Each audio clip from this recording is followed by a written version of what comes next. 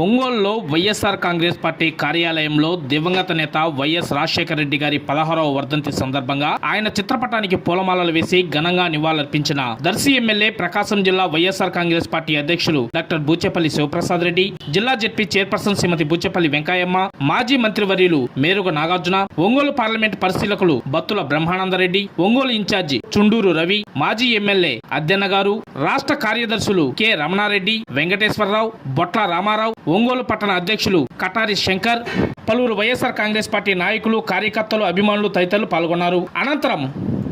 చీమకుర్తిలో YS Rajasekhara Reddy గారి 16వ వర్ధంతి సందర్భంగా ఆయన విగ్రహానికి పూలమాలలు వేసి ఘనంగా నివాళులర్పించిన దర్శి ఎమ్మెల్యే ప్రకాశం జిల్లా వైఎస్ఆర్ కాంగ్రెస్ పార్టీ అధ్యక్షులు డాక్టర్ బూచేపల్లి శివప్రసాద్ రెడ్డి, జిల్లా జెడ్పీ చైర్పర్సన్ శ్రీమతి బూచేపల్లి వెంకయ్యమ్మ.